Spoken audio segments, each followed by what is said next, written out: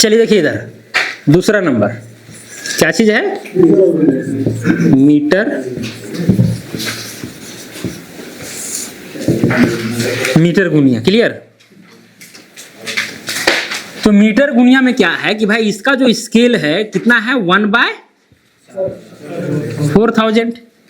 लेकिन रियल वाला अगर हम देखें, रियल 16 इंच बराबर 1 मील को अगर हम इस चीज को अगर रिफ्रैक्टिव इंडेक्स में बदलें, हम ये फ्रैक्शन में बदलें तो आता है 1/3960। दोनों का तो अलग अलग हो गया।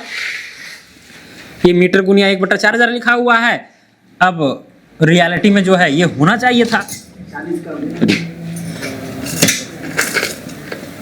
का। तो रियल डिस्टेंस यानी वास्तविक दूरी बराबर हो जाता है, वास्तविक, या इंग्लिश में ही लिख देते हैं वही ठीक रहेगा, real distance is equal to हो जाएगा RF of wrong scale divided by RF of into में डिस्टेंस मेजर्ड।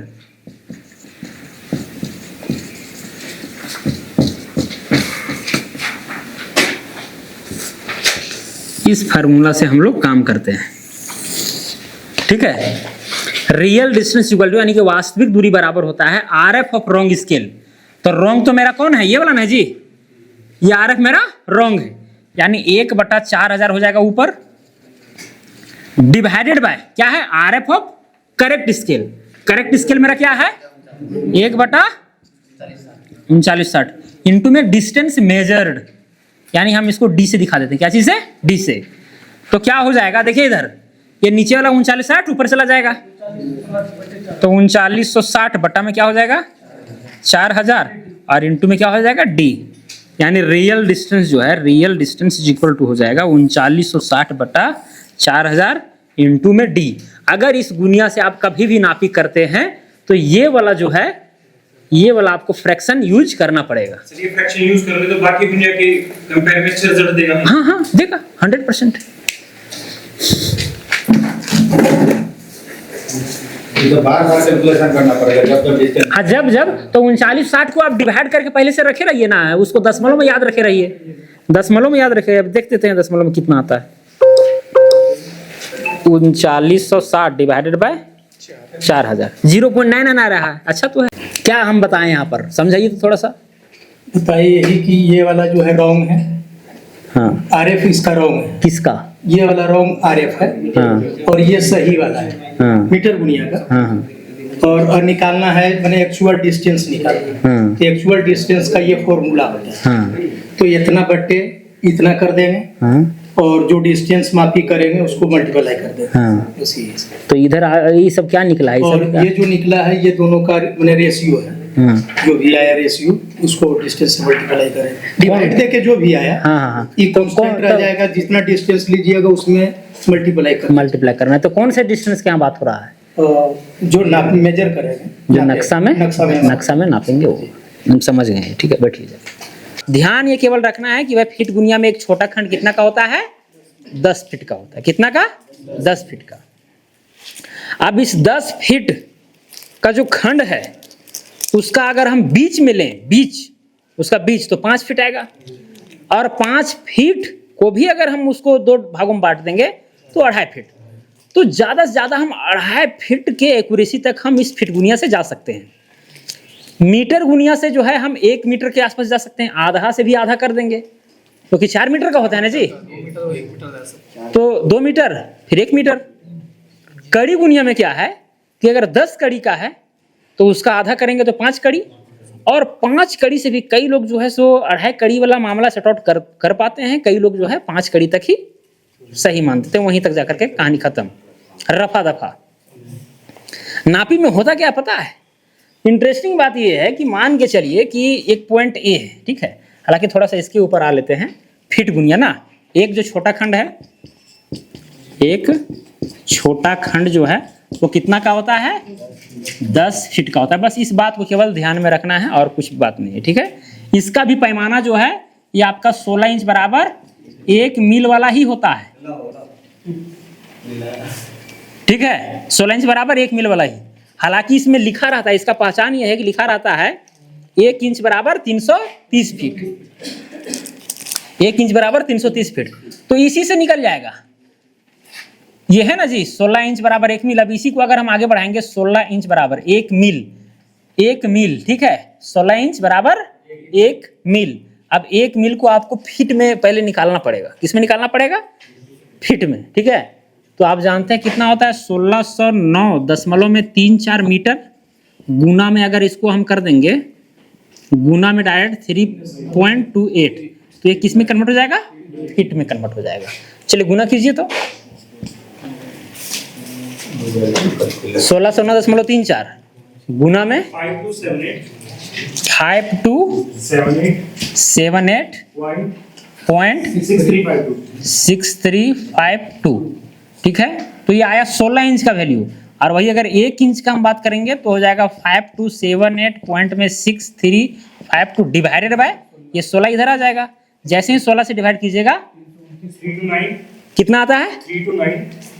329.9147। तो ये अप्रोक्स जो है, अप्रोक्स ये 330 फीट के बराबर हो गया, है कि नहीं? तो यही तो लिखा रहता है, यही तो आ गया कुल मिलाकर के 1 इंच बराबर 330 फीट। यही आपको फीट गुनिया में लिखा हुआ मिलता है।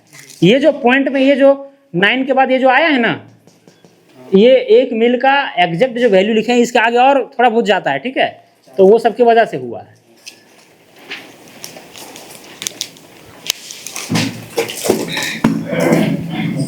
इसमें सर दोनों साइड में बराबर ही है फीट गुनिया में, इधर से भी नापते हैं। हाँ, दोनों तरफ बराबर ही। 10 फीट ही है। समझ रहे बात? ऐसा कई बार होता है कि आप नापी कीजिएगा, आपको मिला जो डिस्टेंस, आप जब चले तो वो मेड़ मिल ही नहीं रहा है, 2-2.5 फीट आगे फेंक रहा है या तो पीछे ही रह जा रहा है। तो फिर उस जगह पर फिर हम लोग गुनिया को भिड़ाते हैं, और इस जगह पर अमीन को सतर्कता बरतना ये है कि भाई जो आप नापी उठा रहे हैं वो रैयत को नहीं बताना है।